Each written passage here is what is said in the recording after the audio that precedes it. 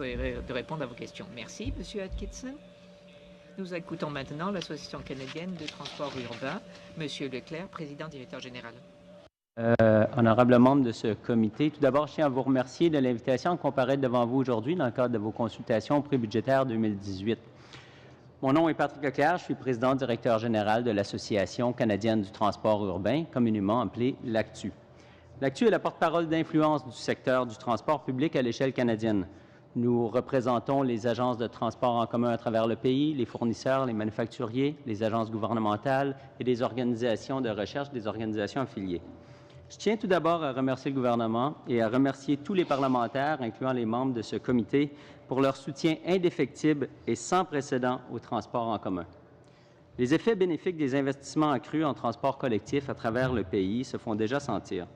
Les réseaux de transport transforment les investissements en projets concrets qui contribuent à rendre nos collectivités plus prospères, écologiques, équitables et surtout des collectivités qui offrent une meilleure qualité de vie aux citoyens.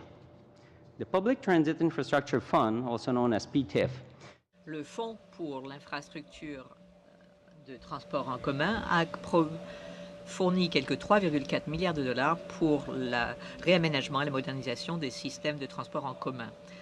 De nombreux progrès ont été accomplis, de nouveaux projets menés à bien, mais certains se heurteront à une date limite du fait de la complexité des projets de transport en commun, de la brevité de la saison de la construction.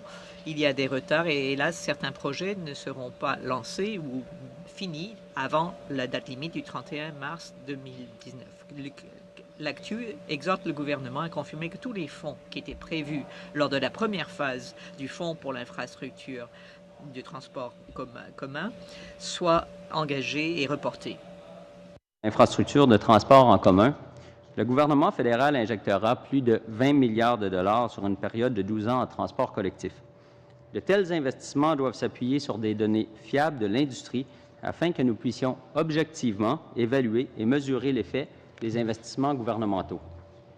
L'ACTU est reconnu internationalement pour son leadership, son expérience et son expertise dans la collecte et l'analyse de données de l'industrie canadienne du transport en commun.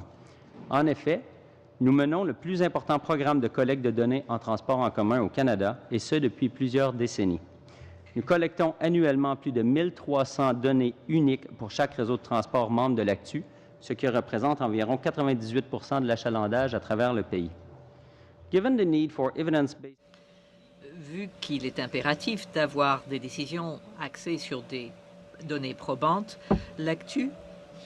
et que l'ACTU a une énorme expérience, nous recommandons un partenariat entre notre association et le gouvernement pour établir des statistiques et demander à l'ACTU de suivre, d'analyser et de faire rapport au gouvernement sur le progrès réalisé et les résultats de l'investissement dans les transports en commun. Nous suivons de près aussi la création de la stratégie de lutte contre le changement climatique. Comment lutter contre le changement climatique? Pour réduire les émissions de gaz à effet de serre en changeant de mode de transport afin de réduire la congestion et en intensifiant la densité urbaine. Nous recommandons que le gouvernement identifie un changement de mode de transport et que l'on passe des véhicules à occupation unique à des options plus viables comme la marche, le vélo, le transport en commun et le partage d'auto.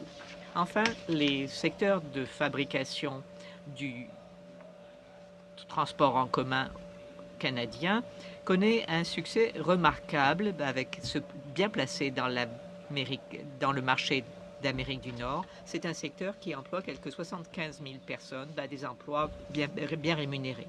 Mais nous sommes énormément préoccupés par les dispositions législatives privilégiant l'achat de biens américains, Buy America. Nous pensons que lors des négociations de l'ALENA, le gouvernement du Canada devrait assurer un accès équitable au marché américain pour les sociétés canadiennes en matière de transport en commun.